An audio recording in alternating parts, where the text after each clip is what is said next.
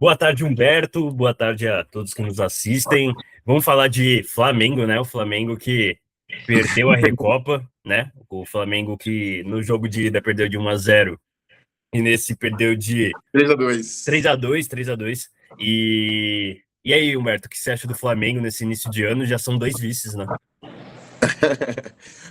Boa tarde, Lucas. Boa tarde, todos e todas. Então vamos lá. O primeiro assunto, justamente, não é ainda sobre ressaca, ou sobre efeito da partida de ontem, né? Entre Flamengo e Lanús. E a segunda disputa, não é? De taça, Uhum. que o Flamengo perde. E, bom, especificamente sobre o jogo de ontem, né? O Flamengo, nesse início de temporada, ele, na verdade, não sequer se pode dizer que o Flamengo tem estado irregular. É, O Flamengo tem estado inconfiável. E aí, exatamente. O maior problema do Flamengo, eu acho, nem é o Felipe Luiz. Eu acho que quando o Flamengo perdeu do São Paulo e do Corinthians, eu acho que diminuiu a confiança deles. Porque o Flamengo não consegue ser o Flamengo do ano passado e nem de 2019. O Flamengo de 2019 eu acho que foi um caso muito atípico que vai ser muito difícil de se repetir, né? no caso do Flamengo, e eu lembro que você já comentou isso, os títulos mais representativos, vamos assim dizer, do ano passado, a Libertadores e o Brasileiro, eles foram conquistados, não é?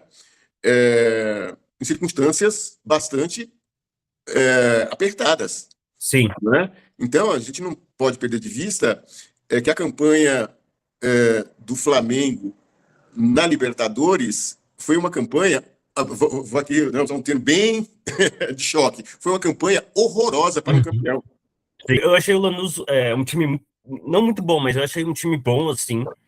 Soube matar a partida, soube jogar a partida. Na Argentina, você sabe como é difícil ganhar um Sim. jogo na Argentina. Uhum. É, mas eu não entendi a escalação do Felipe Luiz.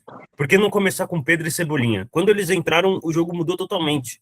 O Flamengo conseguiu chegar no ataque mais vezes, mas eu não sei por que não começou com o Cebolinha e o Pedro. Então, mas aí eu vou dizer de Começar com modo, Samuelino e Gonzalo Plata? Não faz eu vou sentido. dizer de modo cifrado, mas depois talvez a gente possa até conversar um pouco a esse respeito. Por que o Flamengo contratou o Paquetá? Quer dizer, a resposta a perguntas assim talvez envolva esse tipo de situação. Uhum. Quer dizer, você tem no elenco um jogador que pode fazer biquinho por tal, não tá numa partida. Ou ainda, como é que o Felipe Luiz, depois do episódio, não é, do ano passado com o Pedro, ele lida hoje, efetivamente, por exemplo, com o Pedro. As relações Sim. humanas existem em alguma medida. E então, num plantel com tantos jogadores, e aqui então, obviamente, de ironia, com tantos jogadores excepcionais, então um jogador como o Pedro, excepcional, vai disputar espaço com outro jogador excepcional que não criou uma situação pública como a situação. Então, eu não estou Sim. dizendo, nem seria leviano dizer, até porque não tem informação a esse respeito, que as relações do Pedro com, estou falando especificamente do Pedro, com o Uhum. Felipe Luiz seja uma relação conflituosa. Mas não. E que pode afetar o elenco ao todo, né, na verdade. Claro, é esse o ponto. Quer dizer, o elenco do Flamengo hoje, para mim, é um elenco que se ressente justamente da disputa, da concorrência entre os jogadores, o que, de algum modo, coloca esses Isso. jogadores em campo sob pressão, que qualquer erro ele pode ser substituído. O que que eu ia falar? Mas, Mas isso, esse cenário é diferente do começo do Felipe Luiz, onde que ele tinha um bom vestiário, entendeu? Eu sim, acho porque que, você, eu acho que hoje ele não tá com esse vestiário todo e tal. sim, porque você. É, mas eu acho que o Felipe Luiz também tem um prazo de validade muito cedo, assim. Tá, mas esse eu acho ainda um outro assunto. Só para completar aquele das conquistas do Flamengo. E agora vamos falar agora de Santos, né? Ah, Santos ganhou do Vasco, né? Para mim, 3 pontos importantíssimos para o Santos, porque o Santos vai lutar contra o rebaixamento, na minha opinião. E isso pode mudar, porque eu acho que o Vasco também vai lutar contra o rebaixamento, porque, né? Olha quantas crises que o Vasco está passando, Coutinho indo embora. Então, e quem decidiu foi Neymar. Neymar que decidiu a partida, 2 gols sim. do Neymar. E aí, Humberto, Neymar. E aí teve a outra questão que é Neymar na seleção. Uhum. Você acha que o Neymar pode ir para a seleção brasileira? Não, antes do Neymar, o jogo propriamente e a situação do Vasco e do Santos. Para o Santos, sim, foi quase que um jogo decisivo. Foi. E veja bem que o campeonato está na quarta rodada e já é um jogo decisivo para o Santos. Esse jogo pode, sim, você tem razão. Esse jogo pode, o resultado, ele pode ser crucial no final do campeonato, embora esse Sim. campeonato seja longuíssimo e tal, etc. Esses 3 pontos podem ser determinantes para, justamente nesse cenário horroroso, time do Santos, que ele escape do rebaixamento, porque essa é a realidade do Santos. Mas, Esse, assim, a gente não pode avaliar agora, nesse jogo Vasco, porque o Fernando Diniz saiu na partida passada, né? sim, mas o Vasco. O Vasco tá estudando, né, contratar o Arthur Jorge, que é um bom treinador, e pode fazer diferença, na minha opinião. E que aparentemente não vem. Ah, não vem? Aparentemente, não tem esse. E eu acho que esse passa a ser, nesse momento, um problema seríssimo para o Vasco. Quando eu falo nesse momento, é que se a gente pensar ainda no Diniz, Fernando Diniz, e mesmo que o Fernando Diniz seja polêmico e tal, etc., que haja uma série de contrariedades em relação a ele, ele chegou, em algum momento, à posição de técnico da seleção brasileira. Sim. Então, você tem não é, essa etiqueta, né, em relação ao Fernando Diniz, e depois ele vai lá e aceita dirigir o Vasco. A questão agora, para mim, o Renato, né, o Renato Gaúcho, parece que não, né, já pulou fora. Para mim, o Vasco Quem precisa dirigiria o Vasco? contratar duas opções de técnico. A primeira opção é Fábio Carille, e a segunda opção é o Ramon Dias. Que o Ramon Dias conseguiu safar o Corinthians lá daquele rebaixamento foram várias vitórias seguidas e conseguiu levar o time para a Libertadores. Tá, então, O Fábio Carille é um técnico que é bem defensivamente, não toma muitos gols e ganha uma partida assim contra o Flamengo de 1-0, entendeu? mas eu Esse é vou o fazer. Fábio Carille. Mas claro, vai ficar marcado a vitória do Flamengo de 8-0 contra o Vitória, foi contra o Carille, Uhum. mas isso não representa o Carille, na minha opinião. Eu acho o Carille um Não, bom tá. técnico. Quer dizer, hoje, para mim, não é de ser bom ou mau técnico para o Vasco. É o que o Vasco, nos últimos anos, e isso se cristaliza de modo cada vez mais fortemente, não é, como uma equipe ex-grande no futebol. E aí, assim, de modo bastante provocador, um técnico né, que tem um determinado prestígio hoje, aceitar Trabalhando. trabalhar no Vasco, e aí eu vou ser bem perigosamente assertivo. Ele está pensando na multa rescisória do Sim, Vasco. Por fim, o menino Ney. o menino Ney. O menino Ney, a E gente ó, tem que. eu falei, você sabe que eu fiz o corte entre Neymar e Paquetá e teve recorde de dislike no Ah, meu é, post, falando que entre Neymar e Paquetá eu convocaria o Neymar. Mas ah, envelheceu como vinho, né? então, Um virou reserva e um decidiu um jogo. Importante. eu errei em relação ao Neymar quando eu disse que se o Neymar marcaria um gol, marcasse, né, um gol de canela, suscitaria toda a discussão a respeito da convocação do Neymar. Ele não precisou marcar um gol de canela, muito pelo contrário. Embora você possa levar em conta a fragilidade da defesa do Vasco, o segundo gol foi um gol que você sabe que não é, por exemplo, o Carrascal perdeu um gol, não é? Que Sim. você imagina o que um Neymar, ou um Messi, ou um Cristiano Ronaldo faria. Então, Sim. é essa que eu acho que é a diferença no futebol. O Neymar é um craque, não se discute isso. Agora, então eu errei quando eu disse que o Neymar precisaria marcar um gol de canela. Na verdade, ele marcou um golaço. Mas esse golaço ele simboliza muito o tipo de pressão que pode existir para a A convocação, convocação, mas convocação o dele. problema do Neymar nunca foi a habilidade, foi o físico dele, né? Depois que ele se Ele, machucou, ele nunca foi o Neymar do não, ele não tem PSG e mais, do Barcelona. não tem mais Neymar, não. Isso. Tipo, partidas no gramado sintético ele deixa de ir. Então tem essas questões de calendário do Neymar, assim. Hum. Não, pode falar, pode falar. Não, é que o Neymar, eu acho, sobre a seleção, eu acho que ele vai gerar debate e vai ser uma pressão. Se ele continuar jogando nesse nível, veja bem, nesse nível que ele jogou contra o Vasco, e tiver uma continuidade, porque também tem isso, ele tem sofrido não é bastante com as contusões. Mas se ele tiver uma continuidade e jogar no nível que ele jogou contra o Vasco, vai ter pressão, sim, forte para ele ser convocado. O problema do Neymar é uma partida que ele fez contra o Novo Horizontino. Aí a gente nunca pode também, porque eu tô falando de continuidade da vida social não é, da agenda do Neymar. Pode ser que a agenda dele, em algum momento, não bata com a de um jogador que está se preparando, que estaria, né, se preparando para disputar uma Copa do Mundo.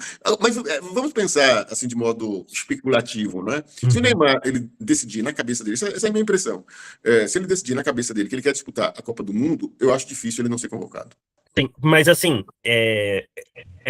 entre o Paquetá e o Neymar que eu falei, é que o Ancelotti ele não pode gastar uma convocação. Cada convocação é muito importante para o decorrer da Copa do Mundo. Se você convocar um jogador que você sabe que é muito limitado e não convocar o Neymar, isso pode pesar muito para o Ancelotti Sim, claro. tipo, a mídia também vai muito para cima do Ancelotti. Eu acho que Sim. convocar o Neymar, eu acho que vai ser uma forma de preservar o técnico Ancelotti, eu acho. Sim, acho que aí é uma série de variáveis, a gente não pode subestimar né, as diversas variáveis numa situação assim, e a decisão ela vai depender fundamentalmente, na minha opinião, da continuidade. Porque né, se ele estiver razoavelmente bem, a questão para mim não é nem tanto ele ser aproveitado, como ser aproveitado, fica com uma discussão onde ele entraria. Uhum. Que sim, que a presença dele transfere uma responsabilidade por uma eventual derrota, né, que, obviamente, o Ancelotti sabe que pesa, Sim. pode pesar. Quer dizer, ele perdeu a Copa e não levou o Neymar. Uhum. Agora vamos falar de Corinthians e Cruzeiro, né? Sim. O Cruzeiro que estava jogando muito bem, não soube matar o jogo, né? Sim. E no final choca o zagueiro que foi reprovado pelo Torino nos exames médicos, fez o gol, empatou, quase que o Memphis Depay virou a partida, né? Quase fez Uhum. um gol de cavadinha contra o Cássio. E no final teve uma coisa muito, né, muito triste para o Tite, que saiu vaiado de campo com cânticos de fora Tite. Para mim, o Tite vai sair na próxima partida ou daqui 2 semanas, 3 semanas. Olha, a situação, novamente, aí isso E mostra para como. mim, não foi falha do Tite. Na verdade, teve uma falhinha só que devia substituir o lateral, que já estava com cartão amarelo, e quando ele fez a substituição e não substituiu esse lateral, isso é muito azar do Tite, né? O cara fez a falta, tomou amarelo e foi expulso. E aí o Corinthians foi protagonista depois daquela expulsão. Mas para mim só foi essa falha. Para mim o Cruzeiro não soube matar a partida. O Matheus Pereira joga muito, tá carregando esse Cruzeiro, que na minha opinião não vai brigar para um rebaixamento, mas vai brigar para uma meio de tabela. Não, mas veja bem, o time do Cruzeiro não é muito diferente do Leonardo Jardim, né? Estou falando o elenco, que foi terceiro colocado no campeonato, com uma campanha excelente, né, no Campeonato Brasileiro do ano passado. O problema é o Tite. Agora, as decisões do Tite, aí você localiza. Né? Pode ser isso, pode ser aquilo, pode ser escolha assim, pode ser escolha assado, tal. É, há uma coisa no futebol que é muito Mas você acha curiosa. que o Corinthians empatar com o Cruzeiro foi erro do Tite? Para mim foi erro dos jogadores. Tinha que matar aquela partida, perdeu muito gol. O Matheus Pereira tentou fazer alguma coisa, deu bons passes e o time do Cruzeiro não soube aproveitar. Então, mas por que? É claro que isso é uma pergunta complexa, mas por que um time perde muito gol? Quando um time perde muito gol, é porque não está com confiança. E aí, o time do Cruzeiro é um time que está jogando sem confiança, né? Sim. E os jogadores, eles não estão com a cabeça, com foco. Quer dizer, o que havia no ano passado, né, que dava segurança ao time que levou a campanha excelente, né, no Campeonato Brasileiro, não acontece hoje com o Tite. Como técnico, eu Para não mim, sei. para mim a imagem que representa o Tite no Cruzeiro é o Tite tentando conversar com os jogadores e os jogadores de costas para ele, né? Sim, sim, sim. Então, isso é sintomático, é isso que eu estou querendo dizer. Então Uhum. você fala, vai para lá. Ele vai olhar assim para você e vai, eu vou para onde eu quero. É, Então, mas é claro que esse tipo de acusação ele é grave porque a gente não sabe o que acontece. Mas é o que me parece. o Tite, depois da Copa do Mundo, não é um técnico mais confiante do que anteriormente, assim. Exatamente. Então, e aí, só para completar essa questão do Tite, entra num ponto em que, para mim, não é, gera sempre uma zona assim de confusão do que é um bom técnico. Em grande parte, Para é mim, o, é o Dorival. é o gestor das relações humanas de um espaço coletivo altamente complexo e que Pra- envolve mais do que isso, imagem, prestígio e muito dinheiro. Então, não é só você montar um esquema assim, defensivo, ou isso, aquilo, outro. Por quê? Porque não adianta você pensar apenas em esquema se os jogadores que cumpririam determinadas funções possam estar Uhum. descontentes com a determinação do técnico. E agora vamos para falar de Corinthians. O Corinthians não tá, tipo assim, nessas 2, 3 partidas não tá jogando bem. Contra o Atlético Paranaense, estou uma vez no gol, Ali foi fez o sorte. gol, segurou a partida e ganhou. Fez 3 pontos no Uhum. Brasileirão, que o Corinthians do ano passado não soube fazer. O Corinthians Sorte do de ano passado campeão. no Brasileirão não soube fazer. Uhum. Contra a Portuguesa fez um gol no finalzinho, com um gol do Vitinho, o zagueiro falhou, o Vitinho fez o gol, e o Corinthians ganhou nos pênaltis. E nesse, o Corinthians chutou 2 vezes no máximo no gol, fez um empate importantíssimo, né, com o time reserva. E é muito interessante, porque o Corinthians não conseguiria fazer esses pontos no ano passado. O Corinthians, a autoestima está muito elevada e está conseguindo pontuar nesse Brasileirão, que é muito importante pontuar cada partida no Brasileirão é uma final, né? Uhum. Então, só para completar, e aí tendo como contraponto o Tite, embora seja um técnico né, não tão reconhecido como o Tite, Uhum. tal, como o Dorival ele consegue gerir o elenco. Sim. Ele consegue administrar, ele consegue, não é, extrair dos jogadores, em suma. E ainda num Então, calendário, um um calendário calendário desse, que absolutamente o hostil. Corinthians vai jogar 9 vezes em um mês que tem 28 Uhum. dias. Exatamente, o calendário hostil do início E deste o, ano. e o Corinthians perdeu só uma, que foi contra o Palmeiras, nesse mês. Então, Lucas, independentemente da questão tática, da questão, vamos assim dizer, de como é o Tite, como ele organiza o time e tal, para mim, é como ele passa tranquilidade para os jogadores, e aí você tem os jogadores desempenhando, né?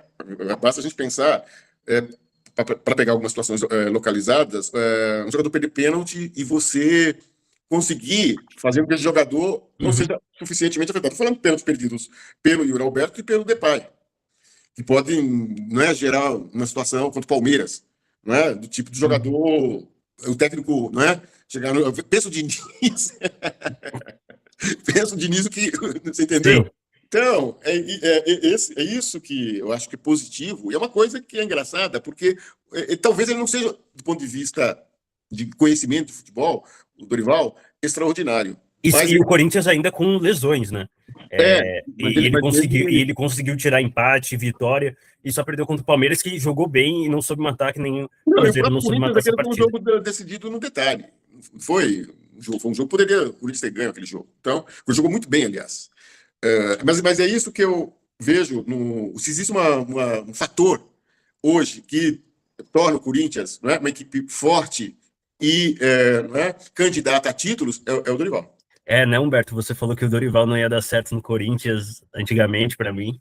Mas é futebol, né? Futebol Não, a gente não, não. justamente o Dorival, ele não é um técnico, para mim, pelo menos, como ele tem atuado nos últimos, nos últimos meses, como ele tem atuado, é que eu tenho percebido como ele é importante para esse time do Corinthians. Agora, não é um técnico que eu reputo, vamos assim dizer, não é excelente. Eu não consigo enxergar o Dorival, até pela história dele, como técnico, Uhum. assim, que você vai pensar, outros técnicos, mesmo recentes na história do futebol brasileiro, falando do Carille e Sim. tal, mas não é? O Tite mesmo, o Tite ou o Mano, que tiveram, não é, esses dois momentos muito importantes de conquista pelo Corinthians e tal.